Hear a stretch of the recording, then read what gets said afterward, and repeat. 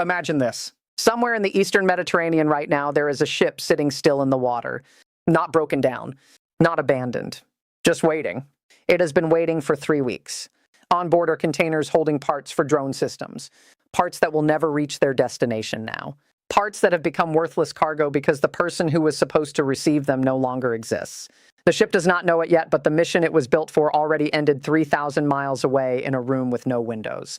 By the time this ends, you will know exactly why those drone parts are just sitting in that ocean right now, and how a network that took Iran 30 years to build got dismantled in a matter of months by things so small you could hold them in your hand. Here's why this matters right now today.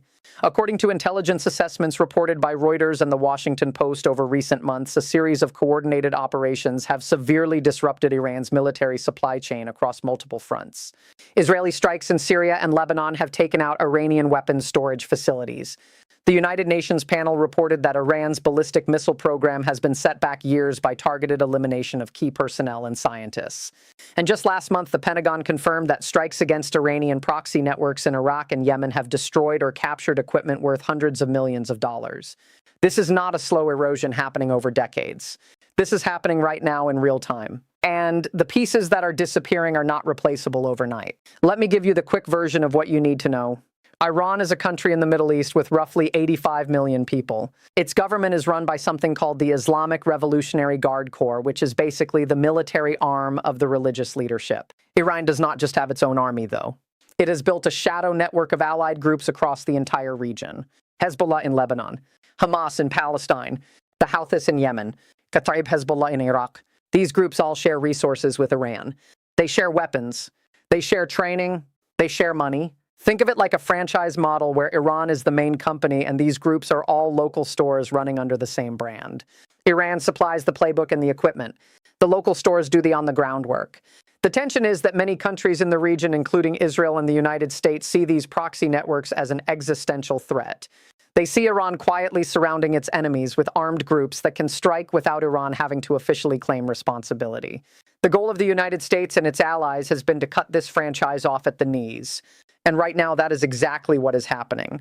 Now, let us get into how this actually works. Iran uses something called the axis of resistance, which is just a term for all these allied groups working together. The way it functions is through a supply chain that runs through multiple countries to avoid detection. Weapons and components move through Syria, through Iraq, and sometimes through Yemen before reaching their final destinations. This route is called the land bridge, and it has been the backbone of Iran's regional military reach for over a decade. Here's where it gets interesting. According to shipping data from analysts at Kepler and intelligence reports from the Wall Street Journal, this supply chain has been hit from 3 different directions at the same time. First, Israel has been running a sustained campaign of airstrikes in Syria that destroyed warehouses and killed the commanders who managed the flow of weapons. Second, the United States has been running cyber operations that disrupted the financial networks Iran uses to pay for these shipments. Third, and this is the part that almost nobody is talking about, there have been targeted operations against the middlemen, the people who arrange the transport, the people who handle the paperwork, the people who make sure a container goes from point A to point B without being inspected. When you remove enough of these middlemen, the entire system does not shut down all at once. It slows down, it clogs up, it makes mistakes. And those mistakes are now showing up as ships like that one sitting in the Mediterranean with nowhere to go. But here is where it gets really interesting, because what happened next is something almost nobody predicted. The disruption is not just military. It is spreading into everyday life across entire regions. In Lebanon right now, there are communities that used to rely on Hezbollah-funded electricity projects. Those projects are now stalled because the parts cannot get through. In Yemen, the Houthis have had to redirect resources from their military operations to just trying to keep basic infrastructure running. According to the World Food Program, food prices in regions controlled by Iranian proxy groups have risen faster than in surrounding areas because supply chains that Iran helped maintain have been disrupted. And here is where it hits closer to home than you might think. Oil markets have reacted to the uncertainty. When you remove a major military player from a region, even partially, it creates a vacuum that other players rush to fill. Russia has moved to increase its influence in exactly the spaces Iran used to occupy. China has seen an opportunity to expand its economic partnerships in ways that directly compete with American interests in the region. You feel this at the gas pump. You feel this in the price of goods that travel through shipping lanes that now have different naval patrol patterns because the players who used to control those routes are distracted by their own problems. This is not distant geopolitics. This is your economy being reshaped in real time by events that started with a targeted strike on a weapons warehouse in Damascus. Now, let me give you the strongest argument against everything I just told you. Critics, and there are serious analysts who make this case, argue that what we are seeing is not a strategic defeat for Iran. It is a tactical inconvenience. Iran has shown throughout history that it can absorb punishment and rebuild. The IRGC has contingency plans that have been in place for decades.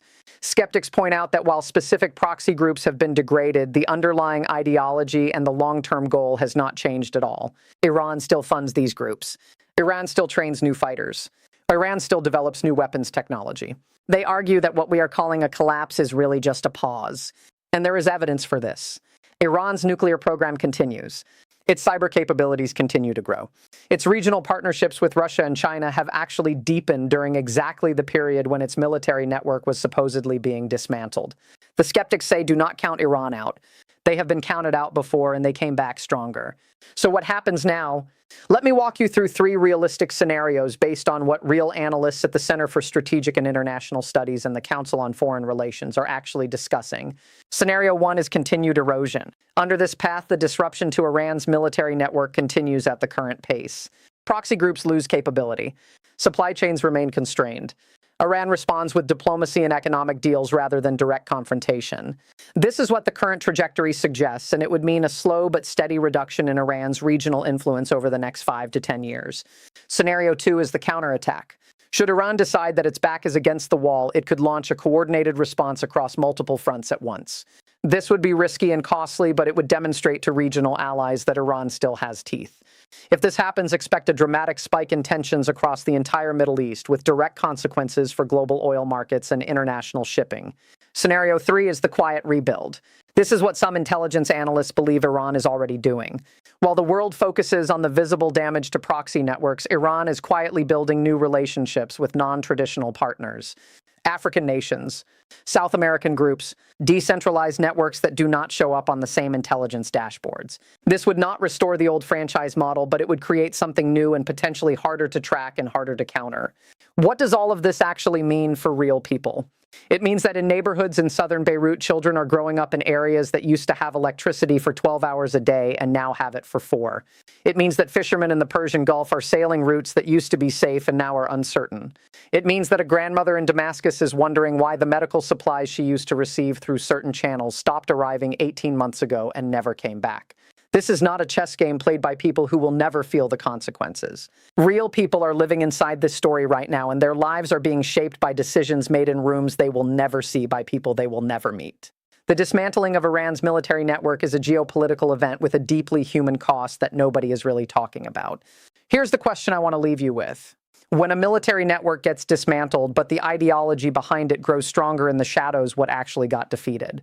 Was it Iran's reach or just its visibility? And that matters because our next video is going to examine how China has been watching exactly what happened to Iran and what it is doing right now to make sure it never makes the same mistakes. I will show you the playbook they are writing based on everything Iran just learned the hard way. You do not want to miss that one.